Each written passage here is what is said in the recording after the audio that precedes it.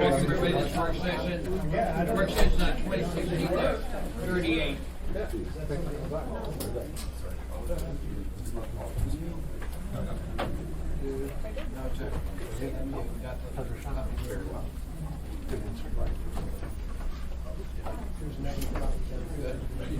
go around the table, identify ourselves for the record. We'll start with you, Matt. I know. Nope. Sorry to bother you while you're eating. That's okay. Melinda Freeman, the Director of the Department of Health and Human Services. Pete Peterson, Assemblies. Ken Stone, Forest Dunbar Assemblyman elect. Bill Evans. Big Frank. Okay. So who is going to be presenting? Hey, Dick, I'm online. Amy's on. Amy, you online? Yeah, I'm here online. Can we turn her Yeah. volume up a bit? Oh, I don't get that very often.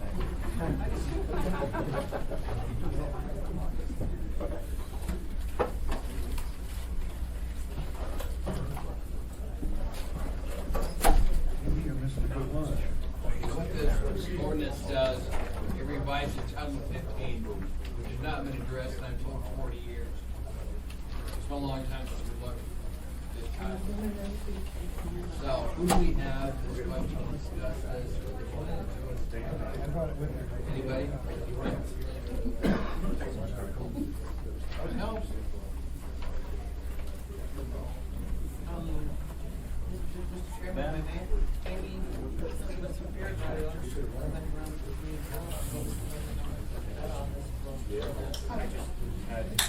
Is anybody here from the Department of Law or Economic Development?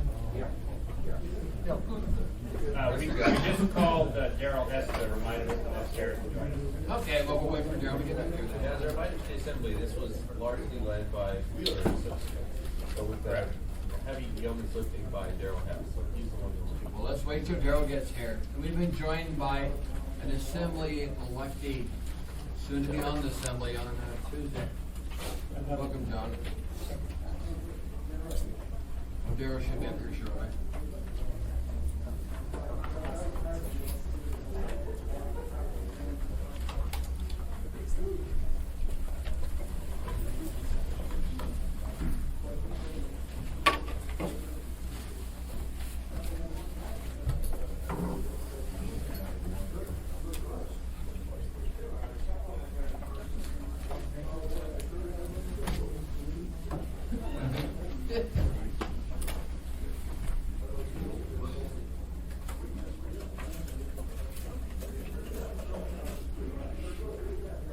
Hey, John, lunch is good. Now, there's good food out there and there's good food here.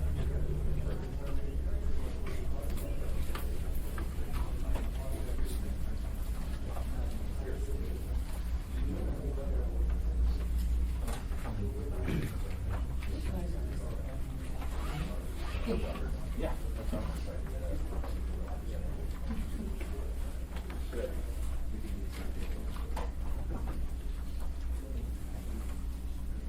This looks like we could get down in the weeds pretty quick and get some stuff, doesn't it? Okay. Is Darryl here? He's being interviewed, Dick. He's being interviewed? In the hallway. Well, we'll just. Tim, we're estimating renewing his contract, maybe that'll get him in here.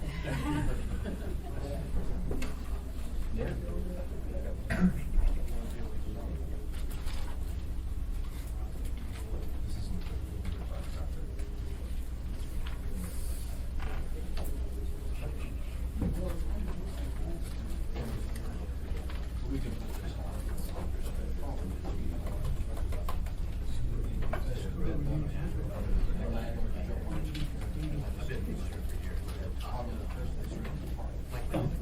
We've got some of them right up there.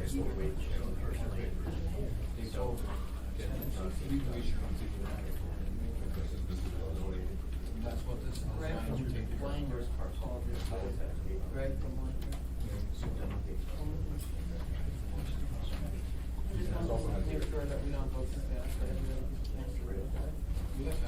Daryl. Come on up. You wanna talk us through this document? Oh, I sorry, told you you're the resident expert. I was told that this was a budget revision. No.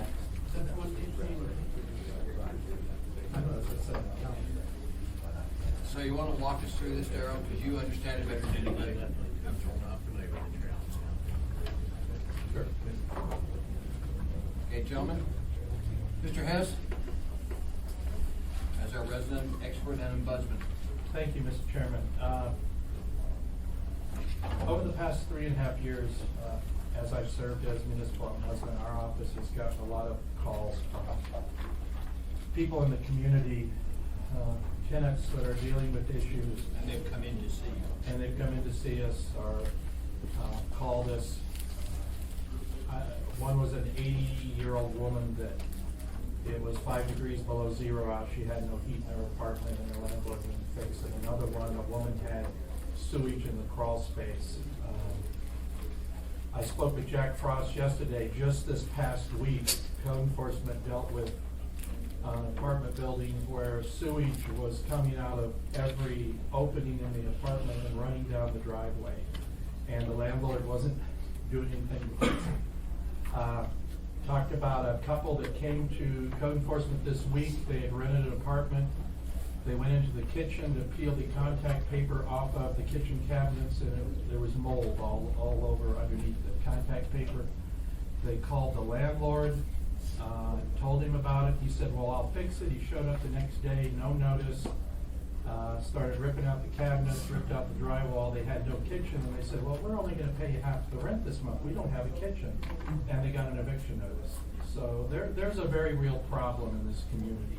And I will say, I'm a renter. I've been a renter my whole life, and most landlords in this community do a great job.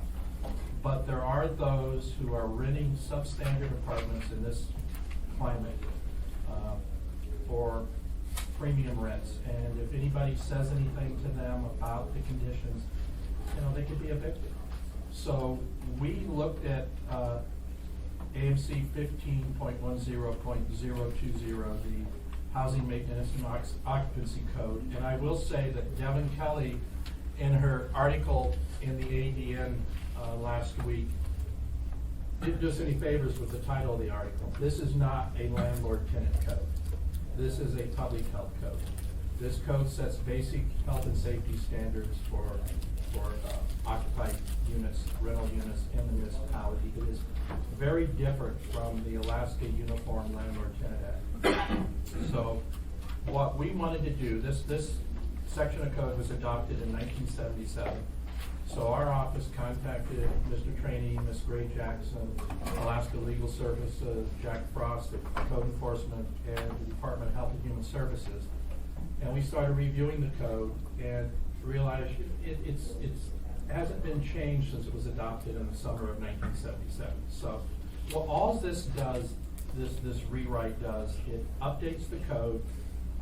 The federal standards that the code references were adopted in 1975. This updates it to the most recent housing and health recommended minimum housing standards published by the Public Health Service and the United States Department of Health and Human Services.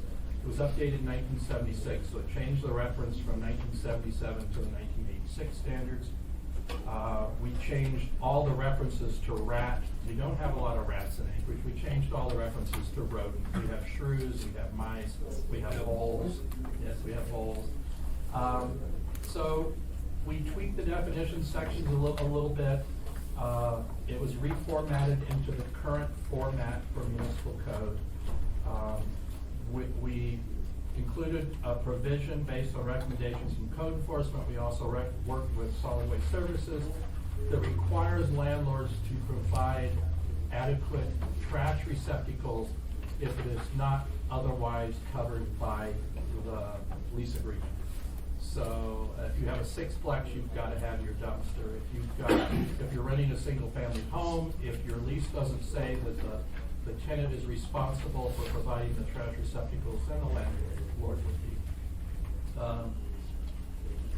That is really the main changes We changed the references to the temperature threshold for having heat. The standard was you have heat that will heat up to 68 degrees, up to 36 inches off the floor.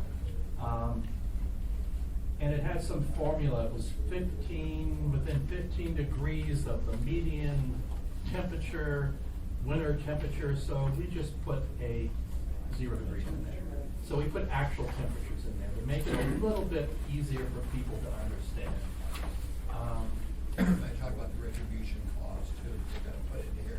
We It was had- in the draft and dropped out of this. Right, Mr. Trainee, Ms. Gray Jackson, Alaska Legal Services, Code Enforcement, we recommended in the original draft document, there was a retaliatory clause, which stated,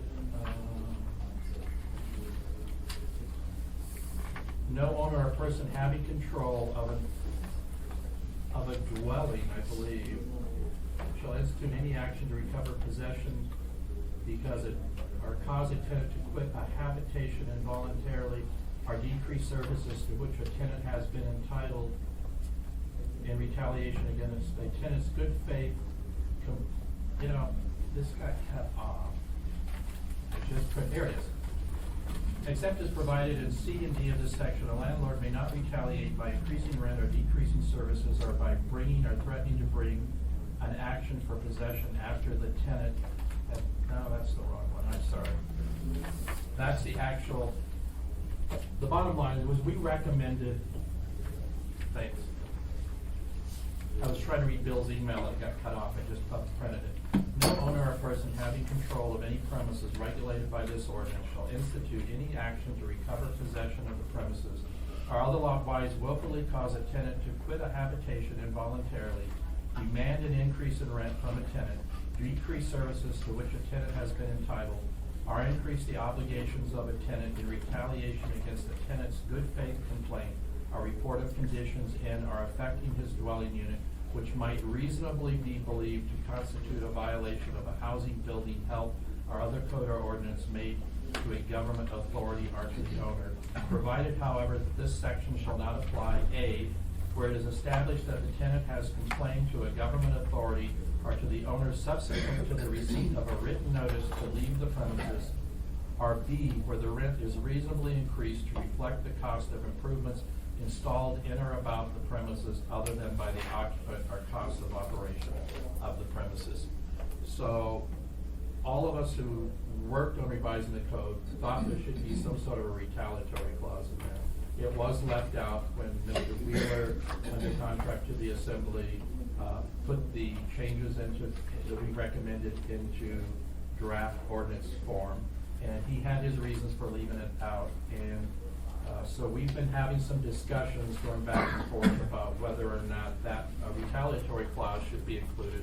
I talked to Jack Frost earlier this week. He strongly believes we need that clause in there based on code enforcement experiences.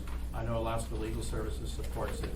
So Mr. Falsey and I have been exchanging emails, and he believes there is a way that we could include a retaliatory clause in there.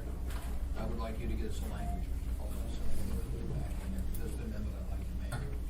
We think it needs to be in there. Yeah, we'd be happy to do that. I will say, my understanding of the reason it fell out in the draft was because Dennis Wheeler noted correctly that the draft language didn't really have a way for the tenants themselves, the aggrieved parties, to enforce the clause or invoke the protection of the clause. And in the absence of that, it looked like it put the municipality in the sole driver's seat of policing and enforcing the clause. And second, because there is some amount of substantive overlap between our health Title 15 housing code and the state's Uniform Residential Landlord Tenant Act, which does have a mechanism to provide tenants to police and enforce their anti-retaliatory rights. But my take on it is that the two laws are different. There is not a perfect overlap between the state's Uniform Residential Landlord Tenant Act and our health code. So, for instance, there is no standard in state statute that says how many air exchanges you have to have or what kind of ventilation or lighting you need to have. And so you probably do have room for an anti-retaliatory provision in our code as well. So I think that's something we could certainly work on. I would appreciate it, sir.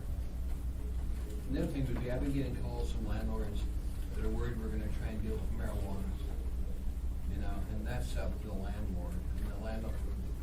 what they're building on limits to marijuana use. It's nothing the city, I don't think, can deal with. I mean, Mr. Polsky? Well, if you ask me if we could deal with it, I would give some thought to that. I suspect you probably could deal with it, but the status quo would be that landlords certainly could make that a part of the rental agreement, but they're not gonna allow marijuana consumption. Just wanted to get that, because there's some landlords concerned about that. When you say marijuana, you mean smoking marijuana? If Yeah, it was a- because we're gonna have people who are gonna, we've had them come and complain. I live in an apartment, and the guy next door to me smokes marijuana, and the smoke is coming under the door, and I'm a pilot, and I may, blow something because of being, and so we've got people wanting us to put apartments off limits, and that's up to landlord. I don't think it's our area to get into that. So, anything else, Darryl? No, we've had a lot, after the article in the AD, and I know our office has had a lot of calls, the clerk's office, different, I think Chris has had calls. But what we're telling people is that this is 95% the same code that's been on the books for 40 years. And if you're a responsible landlord, you maintain your properties, there's not gonna be any issues. And we had a lot of discussions, I know, when we looked at revising this, trying to balance the rights of landlords and the rights of tenants. So the goal was to be fair to everybody. So this is not, once again, it's not a landlord-tenant code. It is basic health and safety standards. And what I tell, a woman called me up, she's been a landlord for 21 years, and she says, well, what if a tenant brings shrews into the building? And I said, well, the way the code's written now is if just one unit has an infestation, it's presumed to be the responsibility of the tenant. But if it's in multiple units and or the common areas, then it's the responsibility of the landlord. And I asked her, I said, so you have a 10-unit building, 8 of them have shrews and they're in the public area, who should be responsible for cleaning it up? And she said, well, I know what you want me to say. And I said, well, but who do you think should be responsible? And she said, the owner. And I said, the reality is, she said, well, what if a tenant brings them in and doesn't tell you? I said, well, how do you know that? And if you can prove it, then now or even under the revised code, you can take that tenant to court and try to recover your costs to exterminate the building if you can prove that they're responsible. But the bottom line is, if a building doesn't have working sewage and people get sick, it's a public health issue. Of course it is. They don't have adequate heat. Or they don't have adequate heat, it's a public health issue. I got a call from a lady whose daughter lives in an apartment, the landlord was gone from a heater quit, and he told her, well, just put on extra blankets. That's not the answer, because it's downtown. Chris, with the state, anything on this? You worked with us on this, didn't you? Oh, me? Yeah. Jeremy. All right. That's all right. Yeah, I have a couple comments. Just, I guess, following up on the infestation issue. One of the most common habitability issues that people are coming to us with is bed bugs. And we recommended, looking at other codes around the country, to put the responsibility for extermination of infestations on the property owner. And there are a few reasons for that we think that's really important. First of all, there's the knowledge question. Is a tenant in a position to know if other units are in the building are infested or not? The landlord is the one that's going to have that information, or to know if a unit was infested before they moved in. Additionally, and there's peer-reviewed scientific literature on this, to effectively treat bed bugs in a multi-unit building, you need to monitor and treat the whole building. Otherwise, the bed bugs just tend to migrate to another unit. Related to that, if you put the responsibility on the tenants, they might try to do self-help, some kind of, buying something at the store or something like that, that again is not going to solve the bed bug problem, but would just tend to maybe drive them into other units once again. So I think in a multi-unit building, certainly it makes sense from an information perspective and an ability to treat the whole building perspective that responsibility should lie with the owner of the building. And even in a single family house, bed bugs can lie dormant for weeks or months. So if someone moving in suddenly has a bed bug problem, if the previous tenant hadn't reported it to the landlord, or the landlord wasn't aware of it, or say the landlord chooses to pretend they didn't know about it, the person who moved into the single-family house, they now have a bed bug problem, and they're going to be responsible for exterminating it, even though it's something that they moved into. So that's one area that one of our recommendations that didn't make it into the ordinance that we feel is really important and a really big issue in Anchorage today. The second thing I'd like to mention relates to fines, and the fines are in Title 14, and I don't believe that there is any ordinance on the table to amend the fine schedule. But the fines are just at $75 per violation, and we feel that is far too low to serve as an effective deterrent to landlords. You know, it's going to be cheaper. That was the 1970s. That's the 1970s number. You know, we looked at a number of codes across the country. Just a couple that I can remember off the top of my head. Portland was $750. Columbus, Ohio was $1,000. So we're like an order of magnitude below what other cities around the country are doing, and we just don't feel like the current fine schedule provides an effective deterrent. Yes. Who investigates, and does it depend on what it is, who investigates and reports and is responsible? When Title 15 was originally written, it was the health department that enforced all of these requirements. And several years ago, a memorandum was signed between code enforcement, development services, whatever they were called at the time, I actually have a copy of it, that they would enforce everything but the infestation issues. So code enforcement has been dealing with if your refrigerator doesn't work, or your heat doesn't work, or your sewage is backed up and running, you know, down the driveway, it's code enforcement, land use enforcement that responds to those. The Department of Health and Human Services responds to the infestation issues. And we did discuss bed bugs. And I think the reason it wasn't, one of the reasons it wasn't specifically mentioned in the code was, I do not believe the Municipal Department of Health and Human Services enforces when it comes to bed bugs. Because the State Department of Health and Social Services does not consider bed bugs a public health issue. Right, it's considered a public health nuisance, not a formal public health issue at this time. JSC doesn't send kids home anymore. For these bed bugs. That's correct. Was a time where you had bed bugs that send you home. Well, that's mostly Just lice. You're talking about lice. They send you home with The lice. bed bugs. How does a person with a bed bug? Bites and bed bugs you got in your clothes. Yeah. They don't even send them home anymore. When I get the call, who do I call? How do I tell people to call when we have Call to? Jack Frost. We're gonna have to beef up this budget and get a few more inspectors.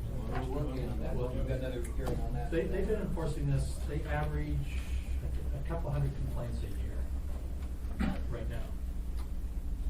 So if I get the call from the woman who calls me every couple of weeks to tell me that the marijuana is coming through the wall in the apartment. That's not covered. That's crazy. Go talk to your landlord. And Mr. Evans? I was just gonna say, we did discuss decreasing the fines. We thought that $75 isn't gonna get the attention of a landlord.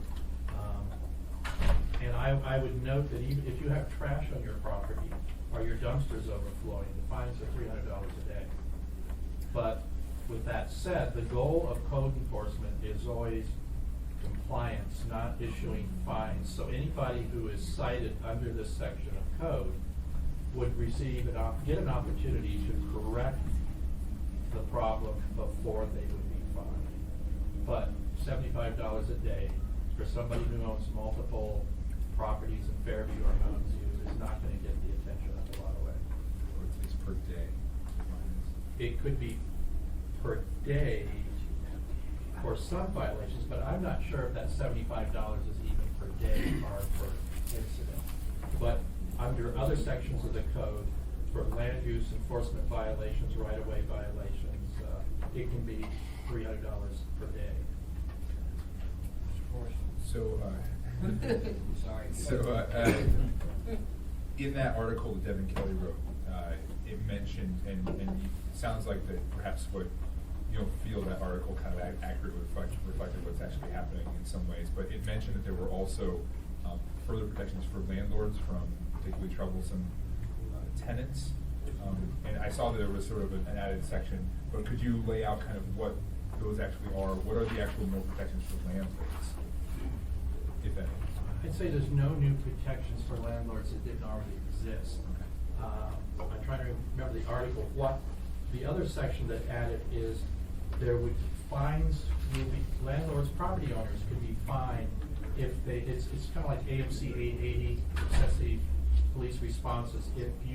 If a landlord owns a building and you're cited and the citations are upheld and you get 6 in 6 months or 10 in 6 months, there would be escalating fines. It's for multiple violations. It's for repeat offenses.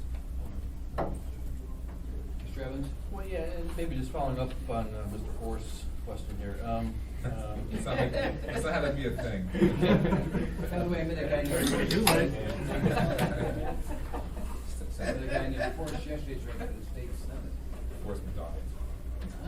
You guys have some Forrest quote or something? Go ahead, Mr. Forrest Fed.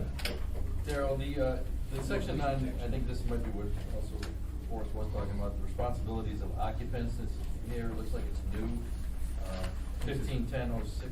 It's just moved from the part of the code. Okay, was that just moved from somewhere else? Which page is it? It's on page 14. Yeah. Where is it? Yeah, it looks like it was just moved. It's 1510-060, responsibilities, occupants. I was just wondering what the enforcement mechanism is. Does that just give the landlord the right to evict somebody who's not maintaining their property, or can they actually be fined for keeping a messy dwelling? I don't think they could be fined. I think I think, and I'm not the expert on this, I was hoping Jack would be here. I think if they don't follow these standards, I think they could be evicted. I think what we're gonna do is have another work session with Jack here. Mr. Peterson? Thank you, Mr. Chairman. I haven't got completely through this yet, but I'm wondering, Daryl, is there a place in here that sets a limit for the number of renters or number of occupants that can occupy a rental unit? Because I've had people call me and say, I think there's 12 or 15 people staying in this 2-bedroom apartment building. And so as that doesn't sound like that should be allowed, but is that illegal? I think that would be under rental, that would be part of the rental agreement. And I believe there used to be something in Title 21, I'm not the expert, that defined household and the size of a household. But I think that may have been taken out, I'm not sure. It's a question, Erica McConnell, I can ask her. We're gonna have another work session. I want to do enforcement. Because all of this is gonna come over your shoulders. Because a lot, that's part of your rental agreement. Well, I went through a situation, I was in the rental business myself for 25 years. I rented a 2-bedroom apartment, 880 square feet, to a couple with 2 children one time. And a couple of weeks later, 2 more children showed up, and about 2 weeks after that, 3 additional people showed up. So we ended up with 9 people living in a less than 900 square foot 2-bedroom apartment, and then they quit paying rent. Yeah, well, there used to be And then when I evicted them, they went to court and begged the judge not to let me kick them out of their home. There used to be provisions in the code that. So, as landlord, what did you do? I had them evicted, and I was a nice guy about it. You wanna come up to the table? The judge says you can actually have, I come invited, you tell me to, I'll have them gone by 5 p.m. today. And I said, well, I don't wanna be up. I asked, I'd give them till Monday, I don't care. Mr. Halsey? A couple thoughts to add some clarity to the fines and enforcement provisions of the code. And the first is, we see the way we're getting this ordinance, that there are some minor amendments to the citizen review section in section 4. So all of the provisions of Title 15 can be brought by a citizen who's alleging a violation of any of the environmental protection ordinances. And that's not just sort of limited to the housing and occupancy. There's a process in the A, B, and C that you're not seeing here in 4 where they have to provide it to the municipality ahead of time. We have to decide if we're gonna take an enforcement action. If we don't, they can then go to court, we can then intervene in that action. So that's one way that all of this could be enforced.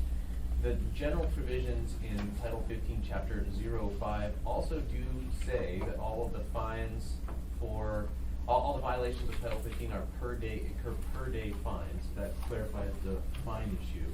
And I'll say, I think the status quo is actually that all of these responsibilities of the occupants are potentially finable offenses against the occupant. Because the fine schedule, all of this is currently put in one section of code, 1510.020. That will change if this is enacted. But currently, any violation of 1510.020 is a $75 per day fine. So I think that's the answer for the status quo. It does highlight that one unfinished piece of business where this the path would be to go back and clean up the fine schedule, because this would no longer all live in 1520.020, and the fine schedule currently only refers to that provision. I think that's a code revisor issue in some ways, so it wouldn't necessarily be a deal killer if we pass this without cleaning up the fine schedule immediately, but it's something we should put on the list. Go ahead, Sergeant. I was just gonna go back, to the maximum occupancy question. This is addressed, in 15.10.130, which is on, page 23 of the, proposed ordinance, maximum density, minimum space, use and location requirements. So for the first occupant, there shall be 150 square feet of floor space, and there shall be 50 square feet for every additional occupant, and then there's additional square footage requirements for bedrooms based on occupancy.